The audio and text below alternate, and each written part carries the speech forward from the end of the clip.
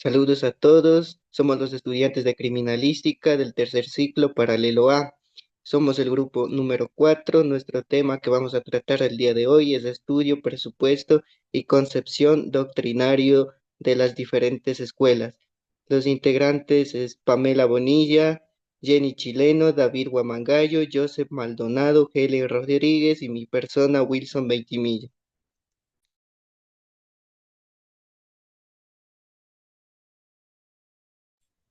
El objetivo de esta charla es analizar los presupuestos y concepciones doctrinarias de las principales escuelas penales, comprendiendo su evolución histórica, filosófica y social, para valorar cómo cada enfoque ha contribuido a la configuración del derecho penal contemporáneo.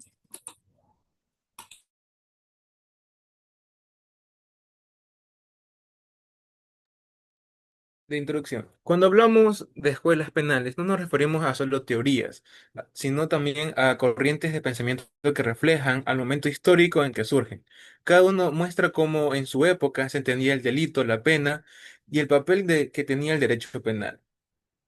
Por ejemplo, las escuelas clásicas del siglo XIX veían al delincuente como un individuo racional y libre, y por eso lo defendían con penas proporcionales a su delito. En cambio, la escuela positiva fluía con las ciencias naturales, que empezó a considerar que el delito podía deberse a factores biológicos y sociales, y propuso medidas preventivas y de seguridad más que un castigo estricto.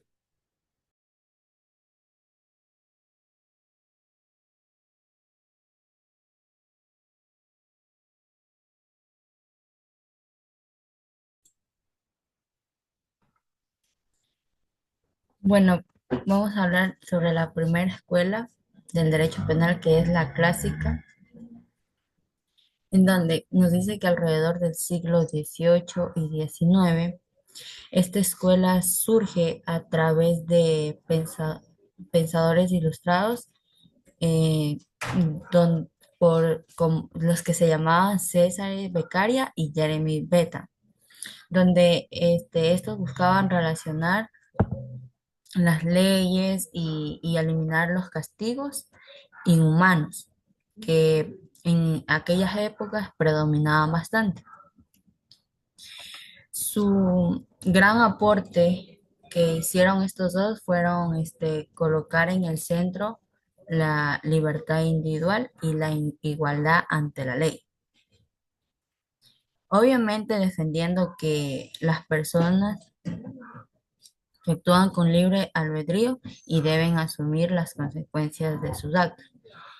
Sin embargo, aunque este enfoque representó un avance hacia el derecho penal más justo y humano, pues también tiene sus limitaciones al basarse únicamente en la idea de la voluntad libre,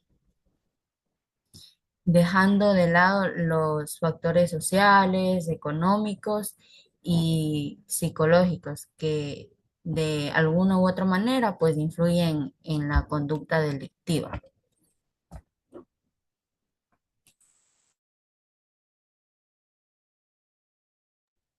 La escuela positiva. La escuela positiva del derecho penal es desarrollada en el siglo XIX por Lombos y Ferry y Graffol. Esto tiene una pequeña diferencia con la escuela clásica. Pone el énfasis en el estudio científico del delincuente y no solo del hecho delictivo, proponiendo medidas de prevención, rehabilitación y tratamiento según el tipo de criminal. En lugar de aplicar castigos uniformes con ellos, sentó la base de criminología moderna en la noción de peligrosidad.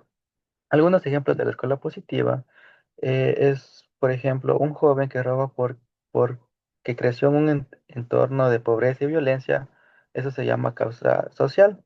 O también una persona que comete delitos debido a un trastorno mental es una causa psicológica.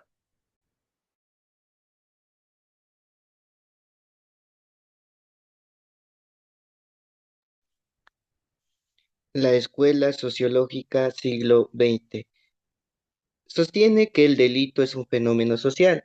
Significa que un delito como robar o pegar muchas de las veces nace dentro de una sociedad por varios factores como puede ser la pobreza, peleas en el barrio, las faltas de oportunidades.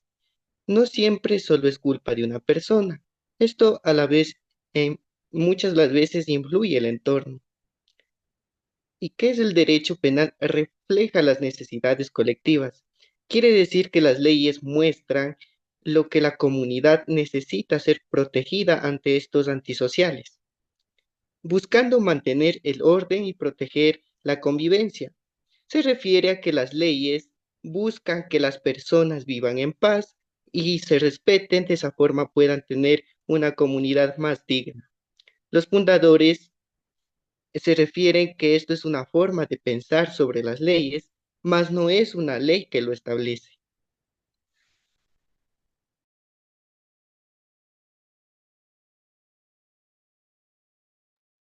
Es la escuela crítica.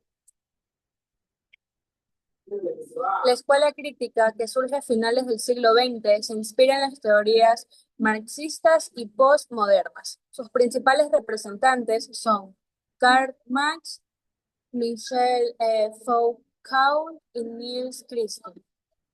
Esta escuela sostiene que el derecho penal no es neutral, sino que sirve como herramienta de las clases dominantes para mantener el control sobre los sectores más vulnerables de la sociedad.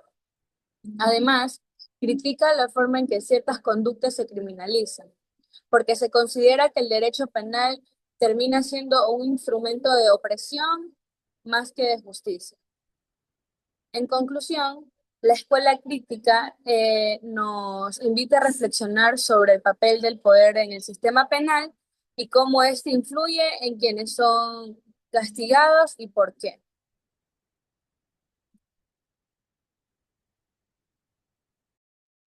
Escuela de la Defensa Social, siglo XX. La Escuela de la Defensa Social del siglo XX es una corriente penal que surge como crítica de clasismo y positivismo, proponiendo que el fin del derecho penal no sea castigar al delincuente por el delito cometido, sino proteger a la sociedad y reinsertar al individuo.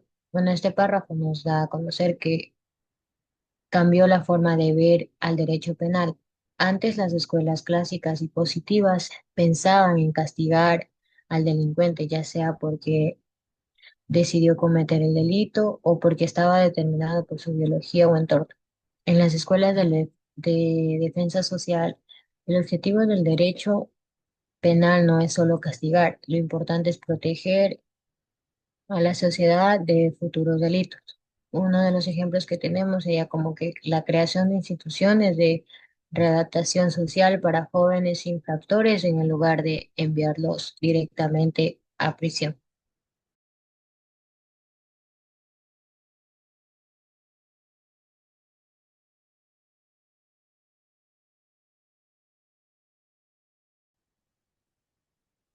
Como conclusión, tenemos que las escuelas penales reflejan la evolución del pensamiento jurídico, de que cada una surge en un contexto histórico y responde a a las concepciones sociales, políticas y filosóficas de su tiempo. El delito y la pena es la función del derecho penal, han sido entendidos de manera distinta en las escuelas clásicas, la positiva y las teorías contemporáneas. Este proceso muestra que la justicia penal es dinámica y sigue transformándose conforme cambian las necesidades y valores de la sociedad. Muchas gracias.